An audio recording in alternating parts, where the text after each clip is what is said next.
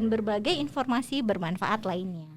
Kenapa disebut One Podcast? Karena kita ada di KPP PMA 1. One adalah moto dari KPP PMA 1, yaitu On time, no pollution, equal treatment.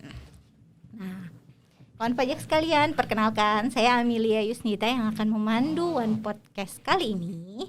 Dan pada kesempatan kali ini kita kedatangan narasumber Bapak Dedi Yuliandra. Bapak, bisa aja Ibu. Ibu, sehat Bu? Sehat Pak. Program keluarga berencana ini. Selamat pagi Pak Dedi. Pagi. Sehat-sehat Pak Dedi. Saya kalau di semangat pagi gimana kalau semangat? Pagi. Oh, Kalau selamat pagi Bapak cukup bilang pagi. Oh iya, jangan sampai salah berarti. Jangan sampai salah ya Pak ya. Oke, Pak Dedi melanjutkan 2 episode sebelumnya. Pada kali ini kita akan membahas tentang klaster KUP ya. Saya kan pajak karbon disuruhnya. Mohon maaf Pak, Bapak harus sesuai tentang KUP. Oke, Pak Dedi, kita ada titipan pertanyaan nih tentang Undang-Undang KUP. Dengan terkait dengan UU HPP ini, apakah ada perubahan untuk KUP-nya sendiri? Monggo, silahkan. Iya, kalau nggak ada perubahan nggak mungkin terbit undang-undang ini. Ya. Apa tuh perubahannya Pak? Nah itu banyak. Nah, boleh dong dijelasin ke kawan pajak semua. Oke. Untuk terkait di episode 3 kita lanjut yang kemarin itu ada untuk besaran sanksi saat pemeriksaan dan sanksi saat melakukan upaya hukum. Itu ada. Nanti silakan baca aja ya. Ini apa yang dijelasin kalau gitu? Udah dijelasin.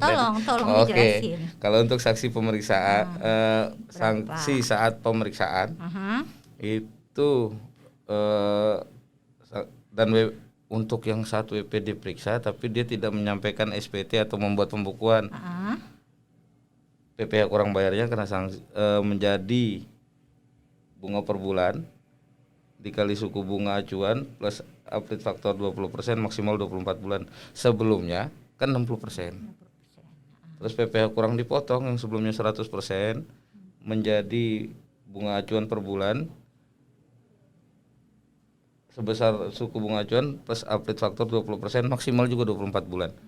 Nah, untuk PPh dipotong tapi tidak disetor yang sebelumnya 100% menjadi 75%. Ada juga PPN dan PPNBM yang kurang dibayar sebelumnya 100% menjadi 75%. Nah, kalau untuk sanksi ketika melakukan upaya hukum saat mengajukan keberatan, sebelumnya sanksinya kan kena kenaikan 50%, sekarang menjadi 30% saja. 30%. Kemudian saat banding yang sebelumnya 100 menjadi 60%. Peninjauan kembali pun sama, yang sebelumnya 100 menjadi 60% juga. Kalau itu kan tadi saran sanksinya ya Pak ya. Sanksi saat pemeriksaan dan sanksi dalam upaya hukum. Kalau untuk seperti kuasa ya, yang harus diketahui wajib pajak tuh apa tuh? Dia harus tahu ya. Saya pikir saya doang yang harus tahu. Oke. Mbak tegang banget ya. Pertama kali. Iya, sama kali. Terpaksa ya. Gimana tuh Pak? Untuk yang kuasa wajib pajak, sebenarnya hampir semua undang-undang HPP ini terbentuk untuk keadilan dan kepastian hukum. Kuasa wajib pajak itu dapat dilakukan oleh siapapun sepanjang memenuhi persyaratan kompetensi menguasai di bidang perpajakan. Pengecualian syarat diberikan jika kuasa yang ditunjuk merupakan suami, istri atau keluarga sedarah semenda sebanyak 2 derajat. Jadi kalau sebelumnya kan dibatasi nih yang mempunyai kompetensi di bidang perpajakan. Iya. Nah sekarang boleh untuk anggota keluarga masih boleh tanpa mempunyai kompetensi. Berarti. Jadi agak lebih luas sekarang kuasanya. Selama dia sanggup melaksanakan kuasa tersebut. Untuk penegakan upaya hukum pidana pajak dengan mengedepankan pemulihan kerugian pendapatan negara, itu pun sama. asasi demi tadi keadilan dan kepastian hukum. Hingga wajib pajak diberikan kesempatan untuk mengembalikan kerugian negara. Nah, ini ada perubahan sanksinya ya Pak ya? Betul. Yang harus dibayar berdasarkan Undang-Undang KUP dan Betul. UU HPP ini. Yang untuk pidana pajak karena kealpaan sebelumnya membayar pokok pajak plus sanksi 3 kali dari pajak yang kurang dibayar, menjadi membayar pokok pajak plus sanksi 1 kali dari sanksi 1 kali pajak yang kurang dibayar. Kemudian pajak pidana kesengajaan, sengaja Ini ya. Yang satu alpa. Yang sengaja pokok pajak plus sanksi 3 kali pajak kurang dibayar, menjadi membayar pokok pajak plus sanksi 3 kali pajak kurang dibayar. Ini nggak ada perubahan kalau yang kesengajaan. Yang kesengajaan tetap berarti. Karena udah ya kalau namanya sengaja ya. Nggak ada di nekat. Ya. Iya, masa kita kecuali ya mending aku alpa berarti. Kemudian untuk pidana pajak pembuatan faktur pajak, bukti potong PPh fiktif yang sebelumnya membayar pokok pajak plus sanksi 3 kali pajak kurang dibayar, naik nih. Membayar pokok pajak plus sanksi 4 kali pajak kurang dibayar. Faktur pajak fiktif. Naik. Nah, ini naik ya kawan pajak. Kenapa naik ya? Karena fiktif. Ini sama dengan kesengajaan tadi. Lebih parah. Betul. Oh iya, lebih parah, betul. Nah, berikutnya. Apa benar nih akan ada teks amnesti jilid 2? Sebutannya bukan teks amnesti jilid 2. Kita sebutnya program pengungkapan sukarela, PPS. Oke. Gimana tuh garis besarnya pengungkapan sukarela itu? Garis besarnya ya, keren banget. Gimana pilihan katanya, cocok nggak? Beda sama yang saya kenal ya. Untuk garis besar ya. Tujuannya tuh apa sebenarnya? Sebenarnya untuk kalau tujuannya untuk meningkatkan kepatuhan wajib pajak, kepatuhan sukarela, tapi ya walaupun undang-undang kan nyebutnya pajak sifatnya memaksa, wajib. Cuma kalau ini kepatuhan sukarela wajib pajak dan diselenggarakan berdasarkan asas kesederhanaan, kepastian hukum serta kemanfaatan. Nah, udah terbit minggu kemarin nih kalau nggak salah PMK 196 tahun 2021 tentang petunjuk pelaksanaan untuk PPS. Betul, Mbak. Nah, untuk kapan program PPS ini sendiri dilaksanakan? Dilaksanakan mulai 1 Januari 2022 pas hari libur tuh ya. Tanggal 1 Januari sampai dengan 30 Juni 2022. Nah, hati-hati kita. 1 Januari bisa jadi kerja. Oh. Iya. Oh, baiklah. Iya.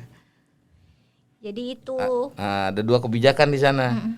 Untuk yang wajib pajak sudah ikut teks amnesti, itu bisa ke orang pribadi atau badan dengan catatan mengikuti teks amnesti sebelumnya. Atau kebijakan kedua itu khusus tapi untuk wajib pajak orang pribadi saja. Hanya orang pribadi. Yang teks amnesti tadi itu untuk kalau udah ikut teks amnesti otomatis hartanya dari 1 Januari 1985. Benar ya? 85 ya. Sampai dengan 2015 31 Desember.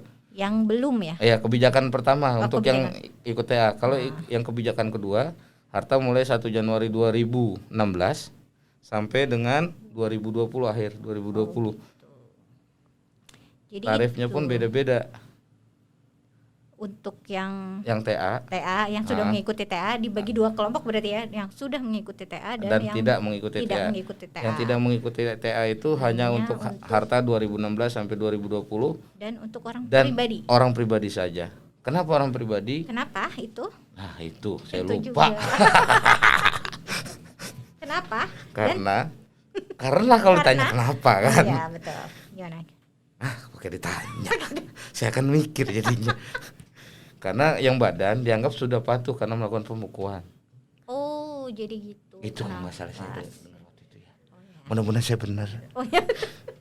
Pasti benar ini narasumber kita. Untuk tarifnya sendiri gimana tuh? Kalau yang kebijakan pertama ada 3 lapisan tarif, 6, 8, dan 11. 6, 8, dan 11. Ah, Oke. 6 itu untuk yang deklarasi dalam negeri, kemudian termasuk repatriasi dan deklarasi dalam negeri tapi diinvestasikan dalam SBN, hilirisasi atau renewable energy. Keren bahasa Itu Inggris. yang 6. Iya, ada yang 8. 8. Tidak diinvestasikan. Tapi khusus repatriasi dalam negeri saja. Negeri, tapi tidak diinvestasikan. 11% aset dari luar negeri dan tidak diinvestasikan. Itu untuk kebijakan 1 yang sudah Aduh, mengikuti batuk saya. Aduh. Gimana? Minum dulu? Nggak ada. Gimana dengan kebijakan kedua? Kebijakan kedua itu Tarifnya? untuk yang tadi ya, Yang penambahan OP. aset tapi OP doang. Agak lebih besar, naik 6% dari yang sebelumnya, ada yang 12%, 14%, dan 18%.